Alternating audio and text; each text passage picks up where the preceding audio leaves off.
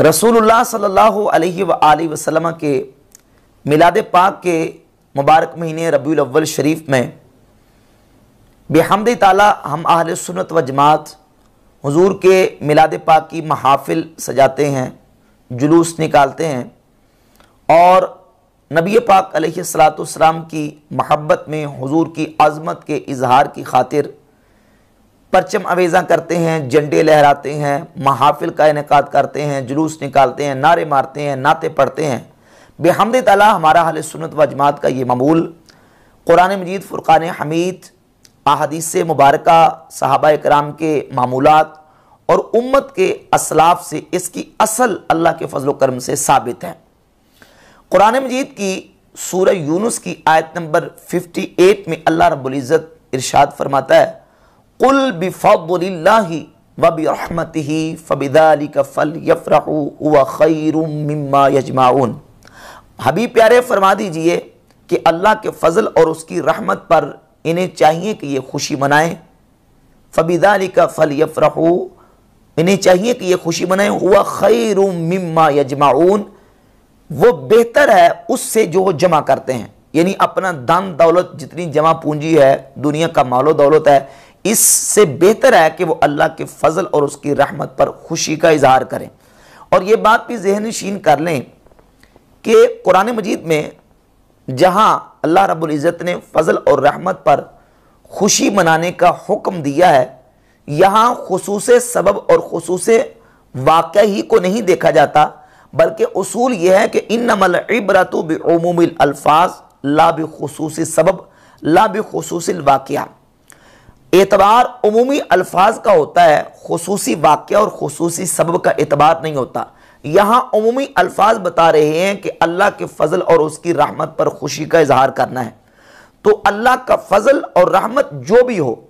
उस पर खुशी का इजहार करने का हुक्म दिया गया। और नबी पाक सल्लल्लाहु अलैहि वआलिहि वसल्लम की ज़ात अक़दस बिला शक व शुबा कुरान मजीद की आयात मौजूद हैं, अहादीस मुबारका मौजूद हैं कि आप अलैहिस्सलाम की ज़ात अक़दस अल्लाह का फजल भी हैं, अल्लाह की रहमत भी है। तो हुजूर की आमद पर खुशी का इजहार करना कुरान मजीद की सूरह यूनुस की आयत नंबर 58 की रोशनी में बिल्कुल वाज़ेह है।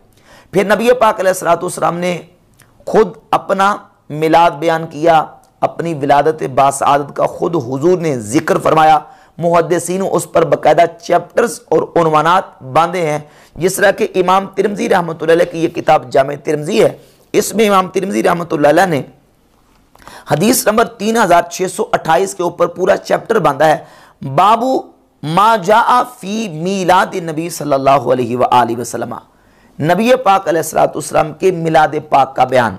और ये किताब है अल मुजमुल कबीर लित्तबरानी। इसमें हदीस नंबर 28 इमाम तबरानी लेके आए कि सैयदा आयशा उम्मुल मोमिनीन रज़ियल्लाहु ताला अन्हा फरमाती हैं, तज़ाकरा रसूलुल्लाह सल्लल्लाहु अलैहि वआलिहि वसल्लम व अबू बकर मीलादहुमा इंदी।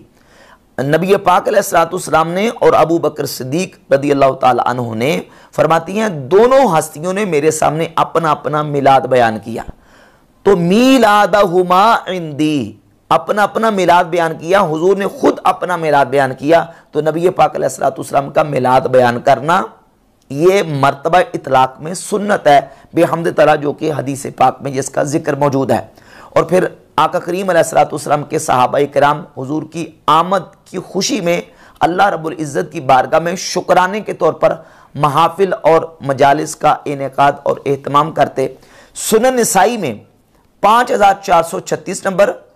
और अल मुजमुल कबीर लित्तबरानी में 16057 नंबर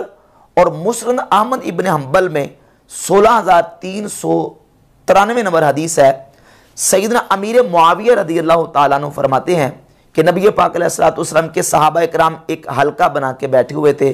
कि आप सल्लल्लाहु अलैहि वसल्लम की वहाँ तशरीफ़ आवरी हुई। सहाबा इकराम को आके हुजूर ने पूछा, मा अजलसकुम, ऐ मेरे सहाबा तुम्हें यहाँ जलसा किसने करवाया? अजलसा युजलिसु इजलास, बिठाना, जलसा करवाना, तुम्हें यहाँ जलसा किसने करवाया? तो सहाबा इकराम ने नबी पाक अलैहिस्सलाम की बारगाह अक़दस में अर्ज़ की, या रसूलल्लाह, हमने यहाँ जलसा इसलिए किया है, नज़कुरुल्लाह व नहमदुहु अला मा हदाना लिल इस्लामी व मन अलैना बिका, हम इसलिए यहाँ बैठे हैं, जलसा इसलिए किया ताकि इस जलसे में अल्लाह का जिक्र करें, अल्लाह की हमद बयान करें, وَمَنَّ عَلَيْنَا بِكَ، یعنی اللہ کی حمد کس پر؟ ما ہدانا للاسلام، کہ جو اس بات پر کہ اللہ نے ہمیں اسلام کی ہدایت دی، اللہ نے ہمیں اسلام کی دولت سے مشرف فرمایا، وَمَنَّ عَلَيْنَا بِكَ، اور آپ کی وجہ سے جو اللہ نے ہمارے اوپر احسان کیا ہے، اس احسان پر اللہ رب العزت کی بارگاہ میں ہم اللہ کی حمد کریں۔ اور یہ اشارہ تھا سورہ آل عمران کی آیہ مبارکہ کی طرف، لَقَدْ مَنَّ اللَّهُ عَلَى الْمُؤْمِنِينَ إِذْ بَعَثَ فِيهِمْ رَسُولًا، تحقیق اللہ نے ایمان والوں پر احسان فرمایا کہ ان میں اپنے رسول کو مبعوث فرمایا۔ تو اس احسان پر اللہ رب العزت کا شکر ادا کرنے کے لیے صحابہ کرام رضی اللہ تعالی عنہم نے جلسہ سجایا۔ آپ صلی اللہ علیہ وآلہ وسلم نے فرمایا کہ تم اس بات پر قسم دیتے ہو کہ تم نے جلسہ اس لیے سجایا؟ صحابہ کرام نے بیک زبان قسم کھائی اور کہا کہ حضور ہم اللہ کی قسم کھاتے ہیں کہ ہم نے اسی مقصد کے لیے جلسہ سجایا ہے۔ تو نبی پاک علیہ الصلوۃ والسلام نے فرمایا کہ میں نے تم سے کسی شک کی وجہ سے قسم نہیں لی، بلکہ جناب جبریل میری بارگاہ میں آئے ہیں اور انہوں نے آ کے مجھے بتایا، فَأَخْبَرَنِي أَنَّ اللَّهَ يُبَاهِي بِكُمُ الْمَلَائِكَةَ، انہوں نے خبر دی کہ اللہ رب العزت تمہارے اس جلسے پر فرشتوں میں فخر فرما رہا ہے کہ میرے حبیب صلی اللہ علیہ وآلہ وسلم کے غلام دیکھو جلسہ سجا کے بیٹھے۔ تو بحمد تعالیٰ یہ حدیث صحیح ہے، اور اس حدیث کی روشنی میں صحابہ کرام کا نبی پاک علیہ السلام کی آمد پر شکرانے کا جلسہ سجانا بحمد تعالیٰ اس کی اصل بلکہ باقاعدہ محفل کا انعقاد کرنا اور جلسہ سجانا اس حدیث سے ثابت ہوتا ہے۔ تو نبی کریم علیہ السلام نے خود اپنے میلاد کا ذکر کیا۔ محدثین میں سے امام ترمذی نے چیپٹر کا عنوان، باب کا نام یہ رکھا ہے ما جاء فی میلاد نبی صلی اللہ علیہ وسلم، اور صحابہ کرام نے حضور کی آمد پر جلسہ بھی سجایا اور حضور کی آمد پر صحابہ کرام نے محفل سجائی۔ تو اب حضور کی آمد پر جلسہ سجانا، محفل سجانا خوشی میں، اس کا بھی ثبوت اور اس کی اصل ثابت ہے۔ اور پھر آمد مصطفیٰ کریم علیہ السلام پر خوشی کا اظہار کرنا، اس کی اصل بھی صحابہ کرام رضی اللہ تعالی عنہم کے عمل سے ثابت ہے۔ بالخصوص جب نبی پاک علیہ السلام مدینہ شریف آپ کی تشریف آوری ہوئی تو اہل مدینہ نے حضور کی آمد پر جس انداز سے خوشی کا اظہار کیا، پہلے تو یہ سمجھیں کہ حضور جب مدینہ شریف تشریف لائے تو وہ مہینہ کون سا تھا، وہ تاریخ کون سی تھی، اور وہ دن کون سا تھا۔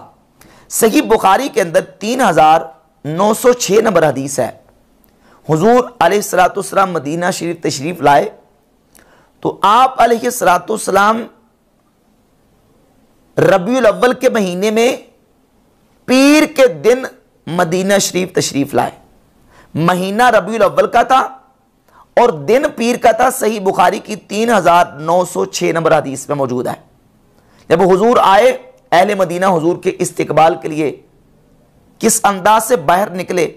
ایک یہودی مدینہ شریف میں اونچی جگہ پہ کھڑا تھا، اس نے دیکھا قافلہ آتے ہوئے، تو حدیث میں لفظ ہے قال بأعلی صوتہ، اس نے بلند آواز سے کہا یا معاشر العرب ھذا جدکم الذی تنتظرون، اے اہل عرب وہ تمہاری مراد ہے جس کا تم انتظار کر رہے تھے۔ فصار المسلمون الی الصلاح، تو مسلمان اپنے اسلحہ اور ہتھیار لے کے باہر نکلے۔ فتلقوا رسول اللہ صلی اللہ علیہ وآلہ وسلم بظہر الحرۃ، تو مقام حرہ پر مسلمان آ کے رسول اللہ صلی اللہ علیہ وآلہ وسلم کی ذات اقدس کے ساتھ ملے، اور حضور پھر بنی عمر بن عوف کے محلے میں آپ نے جو ہے وہ نبی پاک علیہ السلام نے نزول فرمایا۔ وَذَلِكَ يَوْمَ الْإِثْنَيْنِ مِنْ شَهْرِ رَبِيعِ الْأَوَّلِ، اور یہ مہینہ ربیع الاول کا اور دن پیر شریف کا تھا۔ سیدنا انس بن مالک رضی اللہ تعالی عنہ سے حدیث ہے صحیح بخاری میں 3911 کہ جب حضور مدینہ میں آئے، فقیل فی المدینہ جاء نبی اللہ، تو مدینہ شریف میں کہا گیا، کیا مطلب، یعنی مدینہ کے لوگوں نے یہ پکارا اور بلند آواز سے انہوں نے کہا جاء رسول اللہ، جاء نبی اللہ، جاء نبی اللہ، اور وہ جانک رہے تھے، نبی پاک علیہ السلام کو دیکھ رہے تھے اور کہہ رہے تھے جاء نبی اللہ، جاء نبی اللہ۔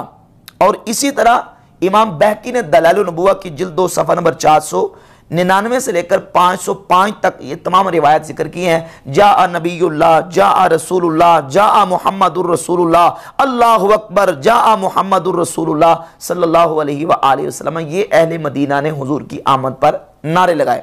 اور صحیح مسلم میں 7522 نمبر حدیث ہے، فصعد الرجال والنساء فوق البیوت، بوڑھے مرد اور عورتیں وہ اپنے مکانوں کی چھتوں پر چڑھ گئے،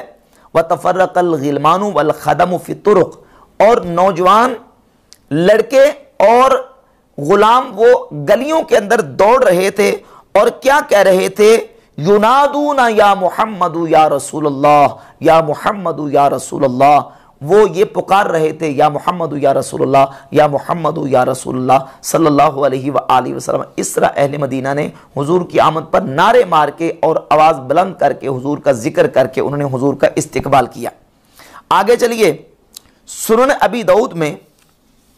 4923 نمبر حدیث ہے، اور اس کے علاوہ دیگر کتب احادیث میں مشکات المصابیح میں 547 نمبر صفحے میں یہ حدیث موجود ہے، لما قادم رسول اللہ صلی اللہ علیہ وآلہ وسلم المدینہ لعبت الحبشۃ، جب حضور مدینہ شریف آئے تو حبشیوں نے کھیل کھیلا، لقدوم ہی آپ کے آنے پر، فرحم بذالکا، حضور کی آمد کی خوشی میں انہوں نے یہ عمل کیا، لعبوا بحرابہم، وہ کیا کر رہے تھے کہ اپنی تلواروں کو فضا کے اندر وہ اس طرح لہرا رہے تھے، فرحم بذالکا، حضور کی آمد کی خوشی میں